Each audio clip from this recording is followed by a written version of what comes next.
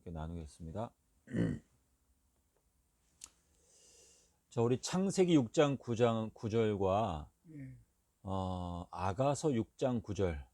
자, 아가서는 그 제목이 노래 중에 노래다. 그러니까 Song of Songs. 자, 노래 중에 노래다라고 하는 것은 노래 중에서 아주 알맹이와 같은 노래다라는 의미인데, 자, 우리 새 노래, 우리 계시록에 가면 14만 4천인들은 어디 위에 서 있다고 말했죠? 시온산 위에 서 있다. 그렇죠? 마운트 자이온 위에 서 있다고 그랬죠? 예. 자, 14만 4천인들은 자이온 위에 서 있는데 새 노래를 부른다라고 말하고 있고, 검은 고를 새 노래는 피의 노래다. 어린 양의 노래. 예. 자, 우리 자이온이라고 하는 그 마운틴에 우리가 이제 일어서는 것이 저희들의 목표거든요. 자, 그럼 마운트 자이온에 우리가 어떻게 올라갈 수 있는가? 지금 이제 아가서를 말씀드리다가 일로 갔는데, 창세기 6장 9절에는 노아는 그 시대의 완전한 존재였다라고 말하고 있습니다. 근데 노아라고 하는 이름의 뜻은 헬퍼라고 말하고 있어요. 헬퍼, 보혜사. 자, 우리 한국말로 보혜사 하게 되면 도와주는 존재다라고 말합니다. 자, 예수님께서 뭐라고 말씀하셨죠? 내가 또 다른 보혜사를 너희들에게 보내줄 것이다 라고 약속하셨어요. 그 보혜사가 네. 성령이에요. 성령이죠. 예, 성령인데 그 내용은 이제 앞으로 이렇게 말씀을 듣다 보면은 하나님께서 어떻게 역사하시는구나 하는 것을 이제 깨닫게 될 수가 있는데, 지금 노아는 당시대의 완전한 자였다. 그리고 요나, 나의 비둘기, 나의 완전한 자야라고 아가서 6장 9절에 나오거든요. 근데 아가서 5장 2절에도 역시 나의 비둘기 완전한 자야라고 말하고 있어요. 자, 그러면 이 Song of Songs, 노래들 중에 노래, 이 아가서에서 완전한 자는 비둘기라고 지금 설명을 하고 있거든요. 그러니까 이 조나가 비둘기가 퍼펙트하다라고 하는 이 가사의 내용은 새 노래라는 거예요. 새 노래. 자, 그러면 14만 4천인들은 여기에 보니까 마운트 자이온 위에 서 있다라고 말했어요. 근데 요 자이온이라고 하는 요 단어가 히브리어를 보니까 차데라고 하는 단어에다가 요나예요. 요나. 치 요나인데 요게 치 요나의 그러니까 요 치 요나가요. 문법적으로 보게 되면 남성형 명사가 있고 여성형 명사가 있어요. 이 요나라고 하는 것은 요거는 feminine, 그러니까 여성 명사고, masculine으로 가게 되면은 이게 찌요운이에요. 찌요운. 그래서 이 마운트 자이온이라는 요 단어 속에는 비둘기라는 단어가 들어 있어요. 요 자이온이라는 요 단어 속에. 그래서 14만 4천인들이 마운트 자이온 위에 서 있다라고 하는 그 말은 14만 4천인들은 비둘기들의 무리 가운데 서 있다. 그 의미예요. 계시록 14장에 보면, 자, 그리고 14만 4천인들은 뭐라고 말했죠? 무엇을 연주한다? 할프. 검은 거를 연주한다라고 되어 있는데, 이게 8현이라는 거예요? 줄이 8개? 아니, 어제는 10개에 대해서 말했는데, 그 이제 그 검은 고라고 하는 거는요. 그 갈릴리 호수를 아십니까? 갈릴리 호수? 예, 갈릴리 호수는요. 이름이 또 다른 이름이 있어요. 게네사렛 호수. 아셨어요?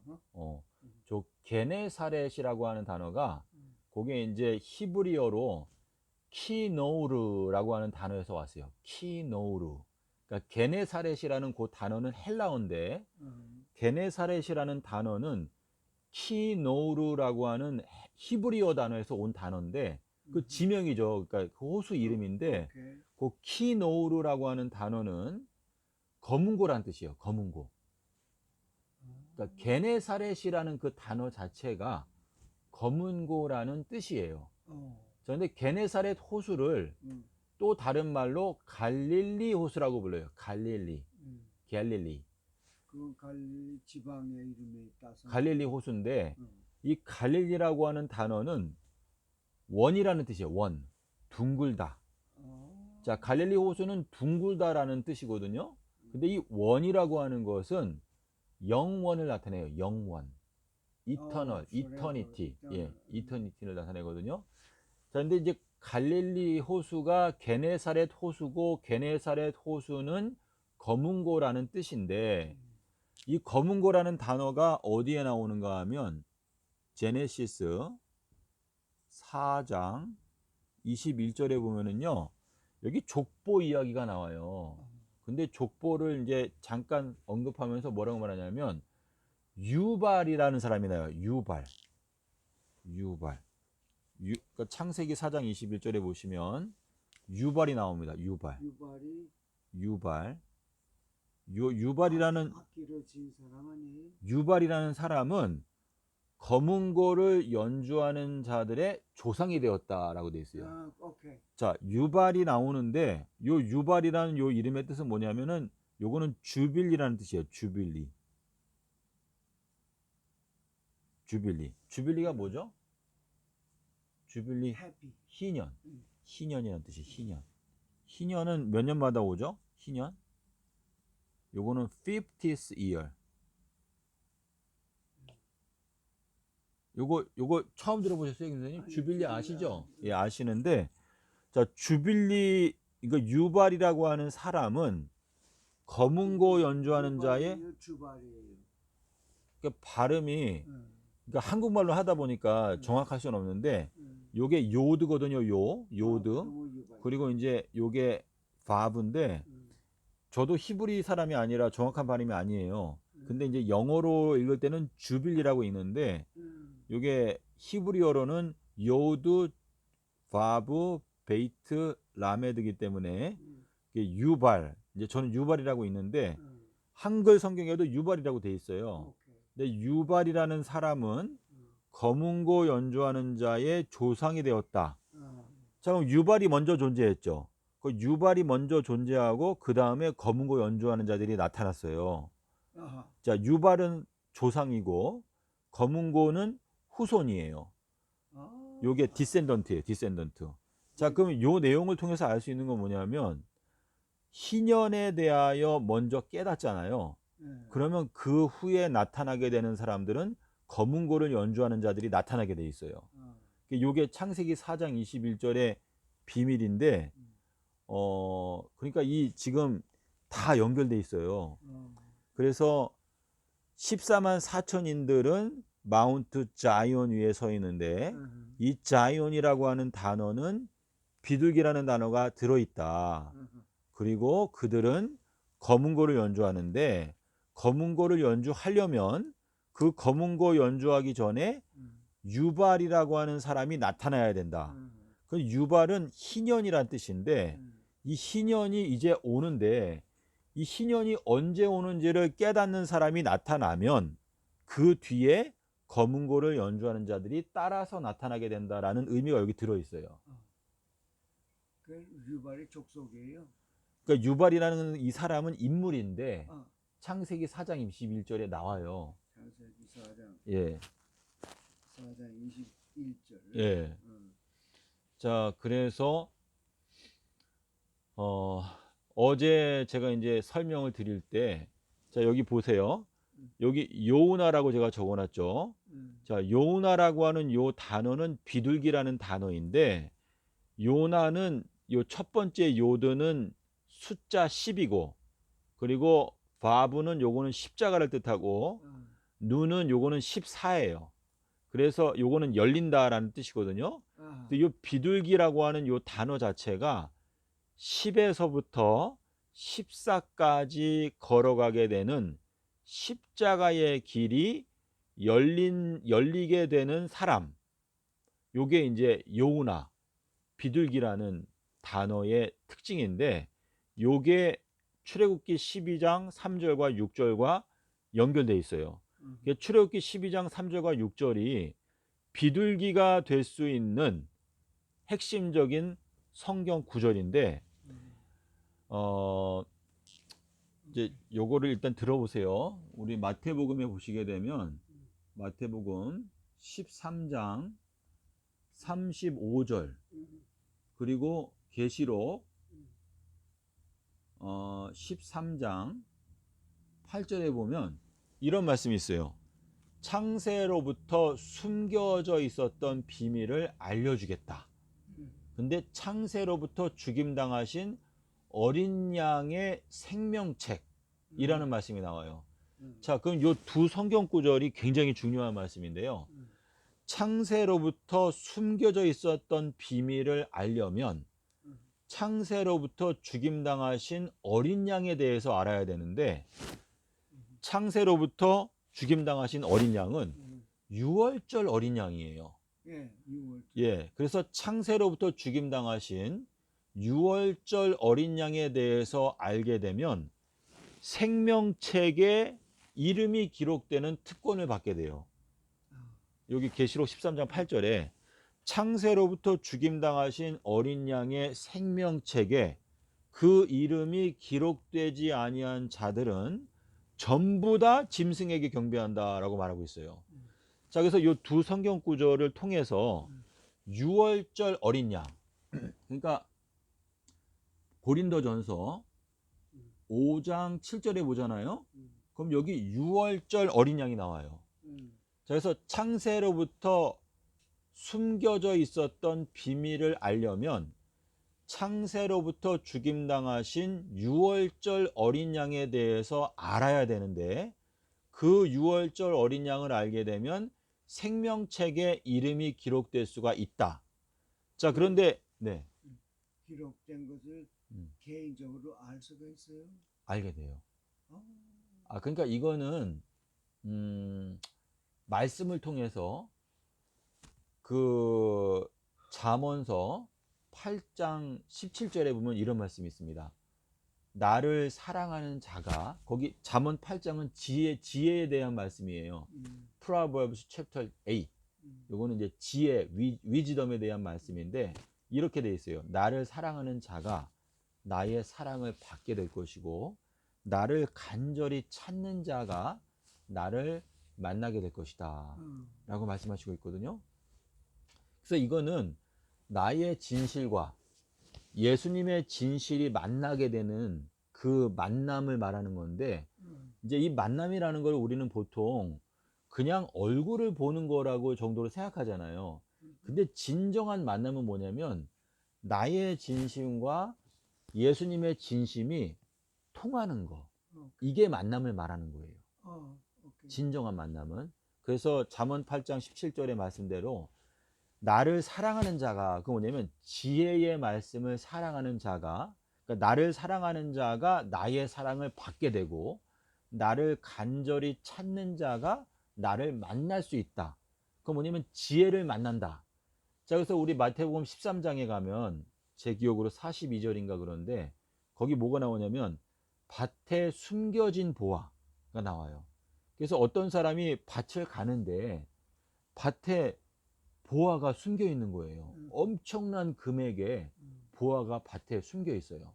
그래서 그 사람이 즉시 돌아가서 자기의 모든 소유를 다 팔아가지고 그 돈을 가지고 와서 그 밭 전체를 사버렸어요. 그건 뭐냐면은 이 밭을 간다. 이건 뭐냐면 말씀을 깊이 판다. 연구한다. 그래서 깊이 파고 진리의 말씀 연구하다 보니까 그 속에서 엄청난 보화를 발견하게 된 거예요. 그럼 그 보화, 진리의 보화를 발견하게 되니까 그걸 뭐라고 말하면 숨겨져 있는 보화라고 말해요. 그러니까 그 숨겨져 있었던 그 보화를 발견하게 되니까 자기의 소유를 다 팔아서 그 밭 전체를 구입했다라고 하는 그 말은 그게 예수님의 얘기예요. 예수님께서 예수님 그분 자체가 숨겨져 있는 보화인데 그거를 이제 발견하는 것을 말하는 것이죠. 그 비유를 예. 예수님이 설교하신 거예요? 그렇죠. 오케이. 마태복음 13장에 보면은 마태복음 13장 42절일 거예요. 제가 정확하게 말씀을 드릴게요. 그래서 여기 보시면은 마태복음 13장 여기 44절. 예. 44절에 나오네요. 천국은 마치 밭에 숨겨진 보화와 같으니 라고 말하고 있어요. 예. 자, 근데 주님께서 나귀를 타고 입성하실 때 막 우셨잖아요. 우시면서 뭐라고 그랬죠? 예루살렘아, 예루살렘아, 오늘날 너희가 평강, 살렘에 관한 진리를 알았더라면 참으로 좋았을 텐데 너희들의 눈에 어떻게 되었다? 숨겨져 있다. 실망하셨구나. 감춰져 있다. 그게 뭐예요? 살렘, 피스가 뭐예요? 뉴 제루살렘. 그러니까 AD 3030년. 그러니까 아비벌 18일 날 부활하신 예수 그리스도에 관한 비밀을 말하는 것인데 그게 지금 현 기독교단 전체에 숨겨져 있다. 감추어져 있다. 라는 의미거든요. 왜 감춰져 있을까요? 그러니까 이 시기가 안 됐어요. 그게 아니고요. 음. 그 이제 마태복음 11장에 보게 되면 예수님께서 제자들에게 이렇게 말씀하세요. 천국의 비밀을 아는 것이 너희들에게는 허락이 되었지만 저 사람들에게는 허락이 되지 않았다 라고 말하고 있어요. 그러니까 이 숨겨져 있는 비밀을 아는 것은요, 하나님께서 허락하시는 자들만 알게 돼 있어요. 오케이. 예, 그래서 마태복음 12장에 보게 되면 하늘에서 허락해 주는 유일한 징조는 the sign of Jonah, the sign of the Son of Man. 그러니까 인자의 징조, 그것만이 하늘이 허락하시는 것인데 그것을 깨닫는 자들은 하나님께서 마음의 문을 열어주시는 자죠. 열어주시는 자. 예. 자, 그래서 여기 보게 되면 마태복음 5장에서 아버지와 같이 완전하라. 그리고 비둘기와 같이 순결하라. 이렇게 말했는데 아버지 하나님에 대하여 시편 91편에 보면 지존자가 히브리어로 엘 요나예요. 높은 곳에 계신 비둘기다 라는 의미인데, 자, 이 완전이란 단어가 누가복음 13장에 가니까 내가 제3일에는 완전하여지리라 라고 말했잖아요. 근데 이 완전이 살렘이다. 그리고 이 살렘은 피스, 평강이다 라고 이렇게 말씀을 드렸는데, 예수님께서 이 말씀을 하셨죠. 내가 제3일에 부활하리라 라고 말씀하셨는데 그 말씀을 제자들이 하나도 깨닫지 못하였다. 그 말씀을 전혀 깨닫지 못하였는데 그 이유는 성령께서 아직까지 제자들과 함께 계시지 아니하더라 라고 말하고 있어요. 그러니까 제자들이 이 제3일을 깨닫지를 못한 거예요. 그러니까 그 성령은 예, 예수님이 돌아가신 후에 예, 보내주리라 하셨잖아요. 그렇죠. 그러니까 그거는 예, 그때는 제자들이 받을 수 없는 성령이죠. 그렇죠. 오케이. 그래서 그 내용이 어디에 설명되어 있냐면 요한복음에 보시면은 요한복음 7장 39절에 보면 이렇게 되어 있어요. 예수께서 아직 영광을 얻지 못하신 거로 성령께서 제자들에게 함께 계시지 아니하더라라고 되어 있어요. 그런데 그걸 누가 요한이 보았어요? 그러니까 요한복음 7장 39절에 요한복음 7장은 Feast of Tabernacle, 그러니까 초막절 때 예수님께서 하신 말씀이에요.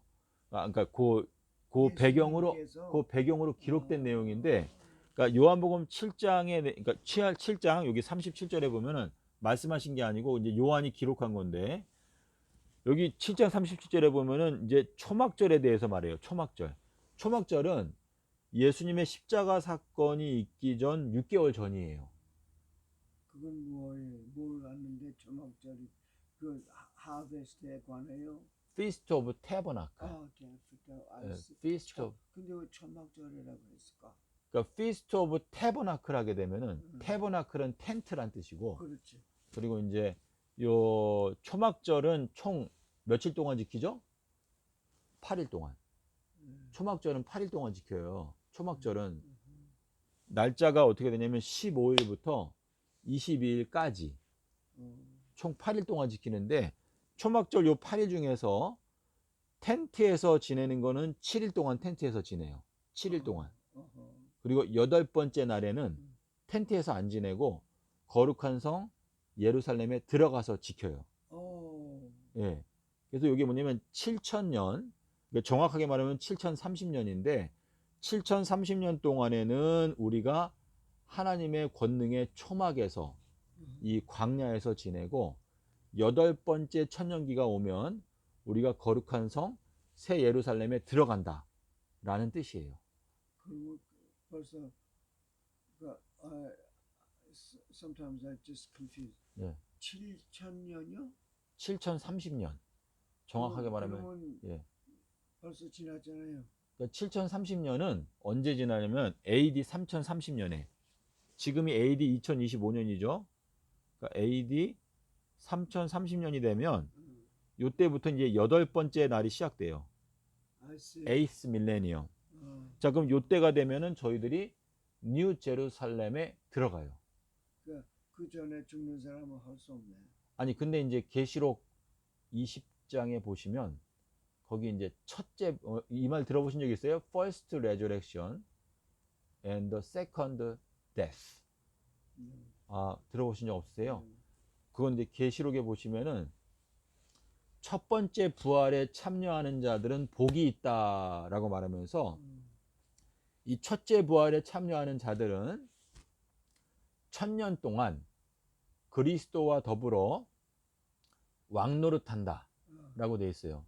그러니까 구원 얻게 되는 자들은 2030년부터 3030년까지 1000년의 기간 동안에 그리스도와 더불어 살아서 왕노릇한다 라고 말하고 있거든요.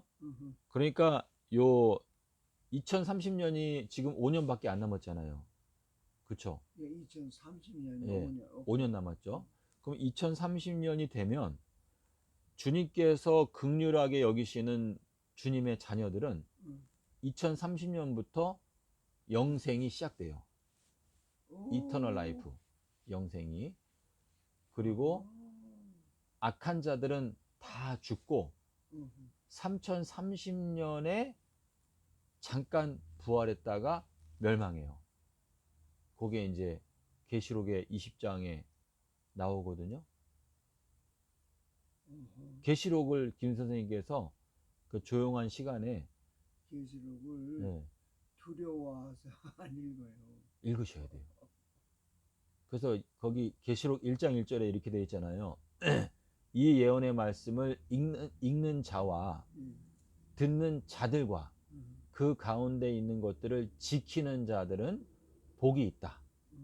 그렇게 말하고 있거든요. 계시록 1장 1절에. 그래서 레블레이션이라고 하는 것은 지금까지 숨겨져 있던 게 이제 reveal, 예, 드러난다 라는 뜻이기 때문에 지금은 이제 읽으셔야 돼요. 예, 예. 자, 그래서 지금 이 third day, 셋째 날 부활한다 이 말씀을 깨닫지 못하였다 라고 말하잖아요. 그래서 제자들이 이제 예수님이 부활했을 때 성령을 부어주시며 성령을 부어주셨죠. 숨을 내쉬며 가라사대. 그래서 이제 성령을 받은 것이고 그때 제3일에 대하여 깨닫게 되었어요. 그래서 지금 이 주님께서 이 마지막 때에 우리에게 알려주고자 하는 가장 핵심적인 진리는 예수님께서는 몇 년도에 돌아가셨다? AD 30년에 돌아가셨다. 그리고 수요일 날 14일 날 죽으시고 18일 날 부활하셨다. 30년. 30년에 예. 돌아가셨고 예, 14일 날 죽으시고 18일 날 부활하셨다. 14일 날 죽으시고 예, 18일 날 부활하셨다. 18일 날 예, 부활하셨다. 네. 오케이. 예. 그래서 그 말씀이 가장 중요한 말씀인데요. 여기에 보게 되면 어제 말씀드렸죠. 10, 14. 그러니까 아담과 하와는 10일 날 범죄하고 14일 날 이제 가죽옷을 입었고, 여기 이제 예수님께서 돌아가실 때에는 14일 날 죽으시고 18일 날 부활하셨는데, 요것도 수요일, 일요일, 그리고 수요일, 일요일 이렇게 되는데, 요게 숫자가 10에서 18까지 9개의 숫자가 있죠. 그래서 비둘기 구자에 대해서 어제 말씀을 드렸잖아요. 비둘기와 같이 순결하라라고 할 때 요 비둘기 구자가 들어 있어요. 비둘기 구자에는 그래서 새 조자가 이렇게 있잖아요. 그래서 새 비둘기 구자에는 9구자가 들어 있는데, 비둘기가 차이니즈가 그걸 알았을까? 한자에 그런 게 많은데요. 비둘기가 울 때 구구구구구구 울잖아요. 구구구구구구구. 예. 그러니까 우리가 비둘기한테 우리 모이 줄 때 보통 뭐라고 말하냐? 구구구구구구구 이렇게 말하거든요. 우리도 그랬어요. 아, 예. 그러니까 이 비둘기 구자가 비둘기와 같이 순결하게 되면 숫자가 9개가 있는데, 그 구에 대하여 깨닫게 된다. 10에서부터 18까지. 근데 이제 그 뭐 어떤 사람이 죽게 되면 이제 한국 사람들은 뭐 구천을 떠돈다, 이제 이런 말도 있어요. 그럼 구천이라는 단어가 왜 생겨났을까? 이제 이거 생각하게 되면 이 구라고 하는 이 숫자의 비밀을 깨닫기 위해서 떠도는 거예요. 많은 영혼들이. 근데 이 구를 깨닫게 되면 저희가 영생에 들어가는 것인데, 깨닫지 못하면은 그냥 멸망을 당한다. 그 말씀을 이제 여기에서, 듣는 거와 깨닫는 거와 다르죠. 그러니까 이제 다니엘서 10장 11절에 보시면은요, 이렇게 말했어요. 너는 이 말씀을 깨닫고 일어서라 라고 말했어요. 깨닫고 일어서라. 이게 달리다쿰. 자, 달리다쿰이 뭐죠? 소녀야 일어나라 라고 말하잖아요. 그쵸? 이게 달리다 한 다음에 그 뒤에 쿰이 나오는데, 쿰. 그 쿰이라는 단어가 뭐냐면 일어서라 라는 뜻이에요. 근데 성경에서 일어선다라는 것은 깨닫는 것을 의미해요. 그래서 계시록에 보게 되면 두 증인이 나오죠. 두 증인은 주 앞에 일어서 있다. 두 증인은 주 앞에 모셔서 일어선 자들이다. 그리고 14만 4천도 마운트 자이언 위에 일어서 있다. 그리고 그레이트 멀티튜드가 어린 양의 보좌 앞에 일어서 있다. 이렇게 되어 있거든요. 그러니까 일어선다라는 것은 다니엘서 10장 11절에서 말씀하시는 깨닫고 일어서라 라고 말씀하셨어요. 예수님께서 제자들에게 이렇게 말씀하셨어요. 너희도 아직까지 이렇게 깨달음이 없느냐? 이렇게 말했어요. 그러니까 그때 당시 그 사람들은 듣기는 들어도 예, understanding 못한다. 그렇죠. 오케이. 그래서 예수님께서 보혜사 성령에 대해서 약속하실 때, 성령이 오시면 그가 자기의 것으로 말하는 게 아니라 내 것을 가지고 너희들에게 알려주겠다라고 말했어요. 그러니까 내가 너희들에게 한 말들을 생각나게 해주겠다라고 말씀하셨거든요. 그러니까 일단 저희가 이렇게 말씀을 듣잖아요, 평생 동안에. 근데 그 말씀을 일단 듣고 머릿속에 기억이 돼 있어요. 근데 그 말씀이 마음속에서 익어서 깨닫게 해주는 것은 성령 보혜사께서 하신다, 그렇게 말했거든요. 그래서 요한복음 14장 25절, 26절, 27절에 보면 내가 너희들에게 한 말을 성령 보혜사께서 생각나게 하여 주시리라 라고 말씀하시면서, 내가 너희들에게 지금 주려고 하는 것은 평강이다 라고 말씀하셨어요. 그러니까 그 말씀은 무슨 말인가 하면, 성령 보혜사가 오시면 평강에 대하여 너희들에게 깨닫게 하여 줄 것이다 라고 말씀을 하시는 것이죠. 그래서 우리 에베소서 4장에 가면은 거기에 무슨 말씀이 나오냐면 평강의 성령이 나와요. 평강의 성령. 그래서 이 평강이라는 단어가, 자, 평강의 언약이라는 말씀이 있어요.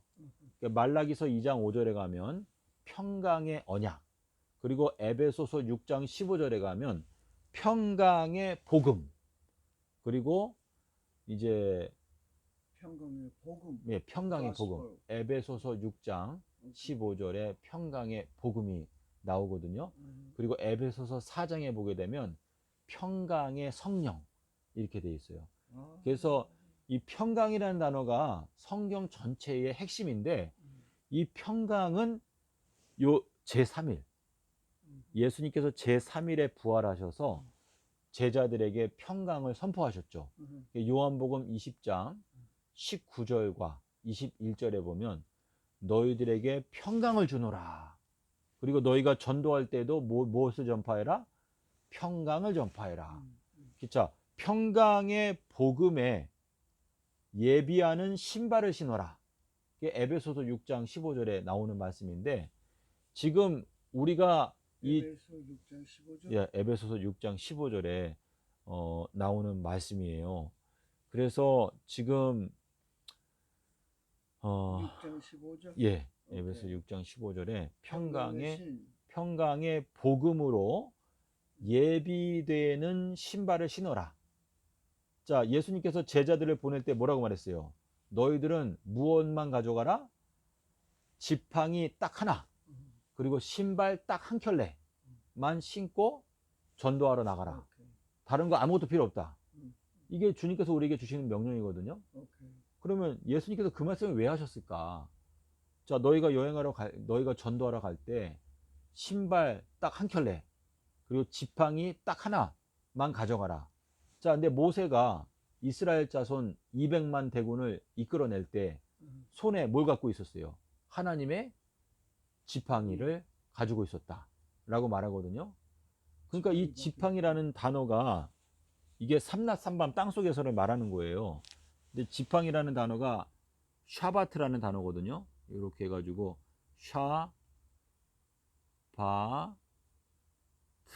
이렇게 써요. 그래서 이게 이제 삼낮삼밤이라고 하는 지혜의 말씀으로 이렇게 되어진 지팡이를 말하는 것인데 그 주님께서 우리에게 전도 활동을 보낼 때 왜 신발 한 켤레만 신으라고 했을까? 자, 하나님께서 모세에게 너가 선 땅은 거룩한 땅이니까 너의 발에서 신을 벗어라 라고 말했어요. 자, 주님께서 베드로에게 내가 너의 발을 씻어주지 아니하면 너는 나와 전혀 상관이 없다 라고 말했어요. 예수님께서 베드로한테 야, 목욕한 사람은 발만 씻으면 영생에 들어간다 라고 이렇게 말씀하셨거든요. 이게 뭐냐면 침례받은 사람은 발만 씻으면 된다. 그러면 영생에 들어간다. 자, 이렇게 말씀하신 건데, 자, 이 발을 씻는다. 헬라어로 발이라고 하는 단어가 포도스예요. 포도스. 포도스. 자, 이렇게 쓰는데, 여기 요 뒤에 어더스가 있어요. 어더스. 어더스. 요거는 길이에요. 길. way. 자, 요 파이가 뭐죠? 파이?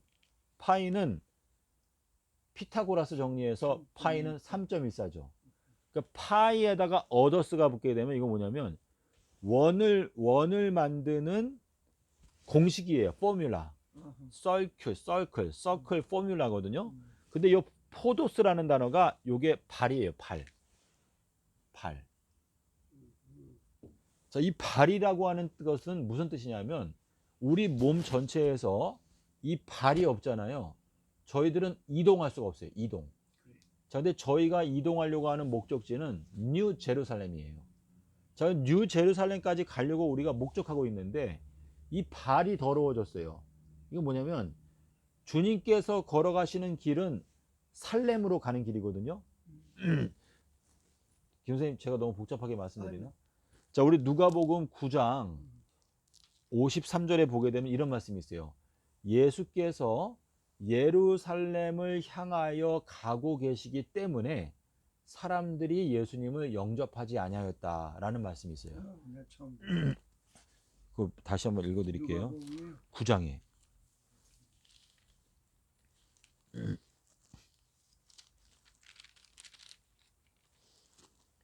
여기 누가복음 9장에 보게 되면 53절에 이렇게 돼 있어요.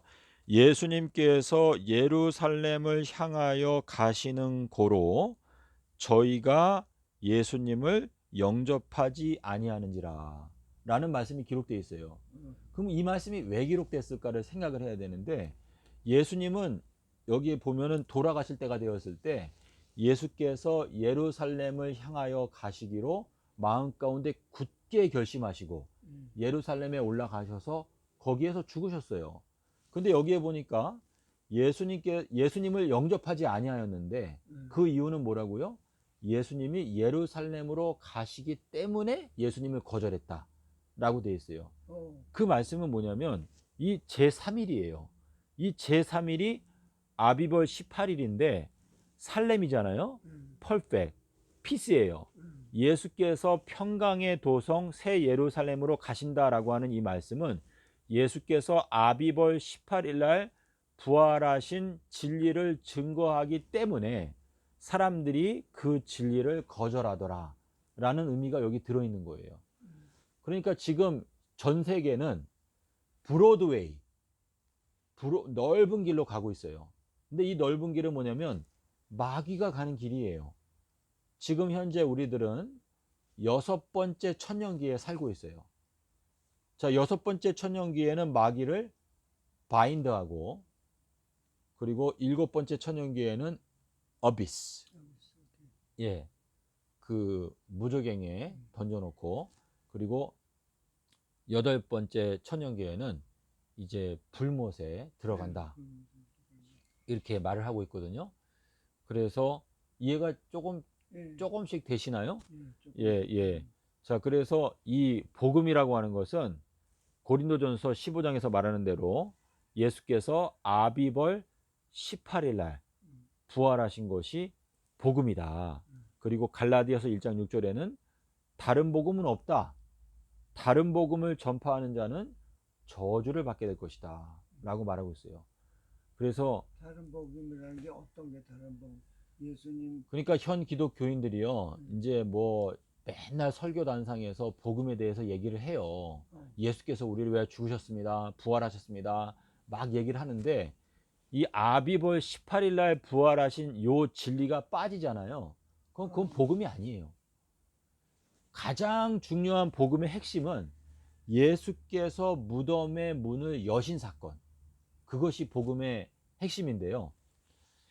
베드로전서 1장 11절, 외우기가 쉬워요. 베드로전서 1장 11절에 보면은요, 거기 이렇게 돼 있어요. 말세에 나타나게 되는, 그러니까 11절. 예, 1장 11절. 오케이. 말세에 나타나게 되는 구원의 복음은 예수님께서 부활하신 시점에 관한 것이다 라고 베드로가 말하고 있어요. 자, 베드로 1장이 되게 중요한데요. 지금 여기에 보게 되면 말세가 되었을 때 하나님께서 우리에게 구원의 말씀을 깨닫게 하시는데, 그 구원의 말씀은 예수께서 돌아가신 시점과 부활하신 시점에 관한 것이다 라고 말하고 있어요. 여기 11절에 있는 내용을 읽어보게 되면 이렇게 되어 있어요. 아이고, 떨어졌네.